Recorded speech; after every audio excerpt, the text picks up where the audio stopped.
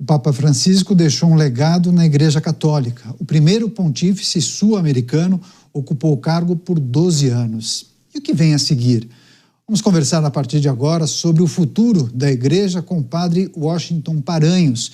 Ele é doutor em teologia pela Universidade Pontifícia Salesiana de Roma, a quem agradeço demais pela participação. Padre, muito obrigado pela participação, boa noite e seja bem-vindo ao Jovem Pan. Boa noite, Daniel. É uma alegria também poder participar neste momento, ainda que marcado por uma mistura de sentimentos também, né? Quer dizer, como jesuíta, também pela própria proximidade com o Papa Francisco, mas é uma alegria também falarmos dessa realidade, desse momento difícil para a Igreja, mas também de muita esperança. Sem dúvida alguma. Hoje nós fizemos uma longa cobertura mostrando o passo a passo dessa despedida do Papa Francisco e chamou a atenção durante a missa que foi realizada o cardeal decano destacando justamente o legado de Francisco, né? Falou que ele escolheu o caminho da entrega, atendeu aos mais necessitados, se colocou sempre contra as guerras, mas agora as expectativas se voltam para o processo de escolha de um novo Papa, né? O que a gente precisa trazer e considerar? Parece mais provável, na sua avaliação, a manutenção desse legado ou lhe parece que o caminho talvez seja de alterações, de mudanças? Talvez possamos ter um Papa com características mais conservadoras? Enfim, o que é possível considerar nesse momento, padre? Olha, Daniel, eu diria que uma das características, um ponto é a oração, também o andar e a escuta, que foram características também presentes no pontificado de Francisco. Por isso, imaginar o próximo Papa é pensar em um sucessor, né, do apóstolo Pedro. E essa escolha não é possível se não importa também quanto à especulação que está sendo feita, então tudo isso faz sentido. Por isso, eu diria que o Papa vai ser, então, alguém que vai nessa linha, é claro que conseguindo dialogar, porque o Papa Francisco conseguiu grandes avanços, mas também teve muitas dificuldades. E aí o Papa, ele ensinou que a fé não se reduz a normas, mas ao encontro. E aí eu diria que essa característica que o Papa Francisco já deixou também vai estar ligado ao futuro pontífice, porque o Papa Francisco dizia de que era mais importante a reforma das mentes antes da reforma das instituições. E por isso eu acho que nós seremos um Papa moderado, quer dizer, alguém que vai estar muito próximo aos pobres, como o próprio Papa Francisco já fez, e que também uma outra característica que tinha do legado de Francisco, que era deixar aquela ostentação muito ligada, por exemplo, um dos símbolos no seu funeral foi até mesmo o seu sapato, né? Quer dizer, é esse modo mais simples de lidar, mas também de conversar, de dialogar com as pessoas mais excluídas, mais distantes, né? Aqueles que estão na periferia, seja a periferia econômica, social, mas também a própria periferia espiritual, porque muitas vezes dentro da própria igreja podemos encontrar. Então eu diria que seria um pouco nesse perfil daquilo que nós estamos vendo, né, dos atuais cardeais.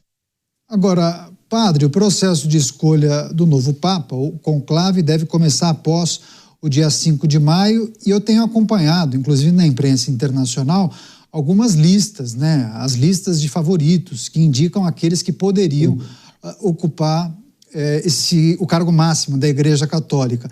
Agora, é preciso considerar também que não deixa de ser um processo político, né? É importante nós nos debruçarmos sobre isso.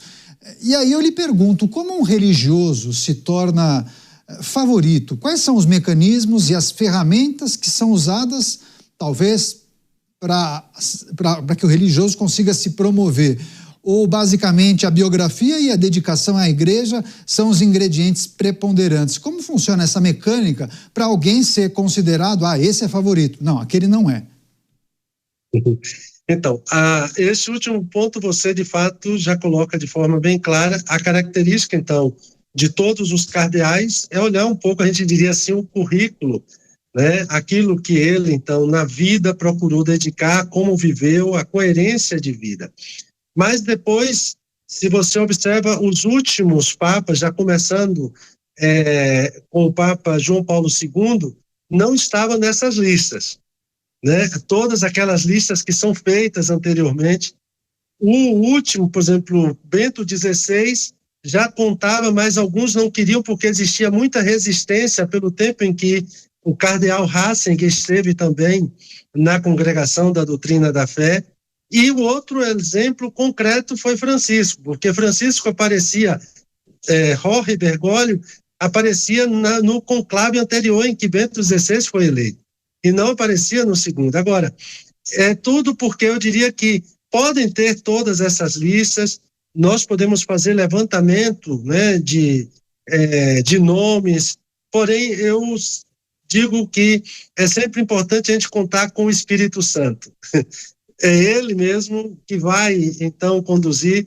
Esses elementos, esses dados são fundamentais, mas, no momento, o Espírito Santo pode soprar para um outro lado e a fumaça branca pode desencantar um bom número e alegrar a tantos outros.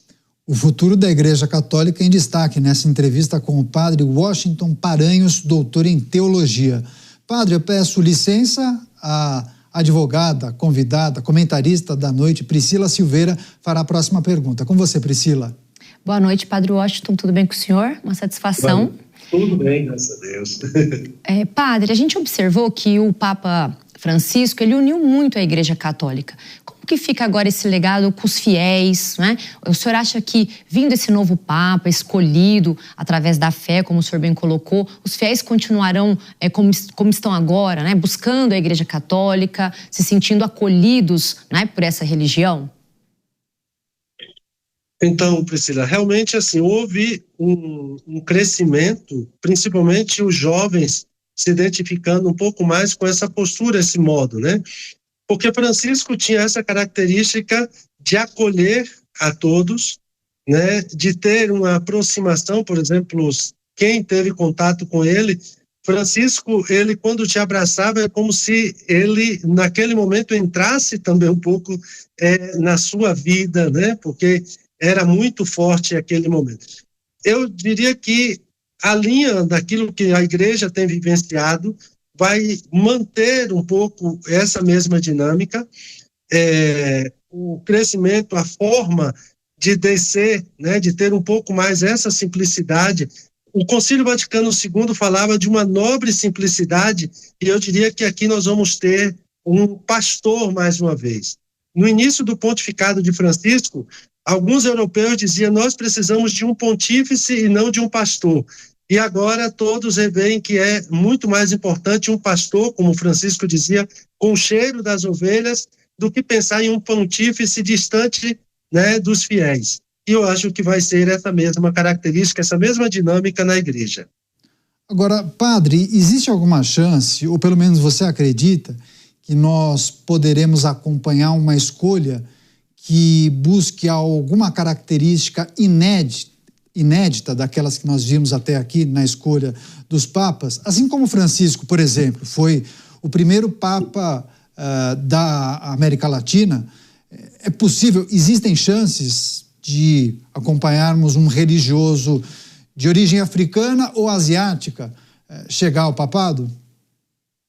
Existem todas as possibilidades, eu diria que hoje mais do que nunca, porque aquela renovação que o Papa Francisco fez no grupo de cardeais foi surpreendente, e por isso ter a possibilidade, como nós tínhamos cardeais, por exemplo, da Ásia, mas mesmo alguns cardeais muito importantes que vêm vindos da África, você pensar hoje, quem sabe, em indianos que possam chegar. Então, os centros, ou seja, a igreja nunca foi tão universal nesse sentido do que como se encontra no momento. Esse sentido de católicos é a primeira vez que nós estamos vendo na igreja.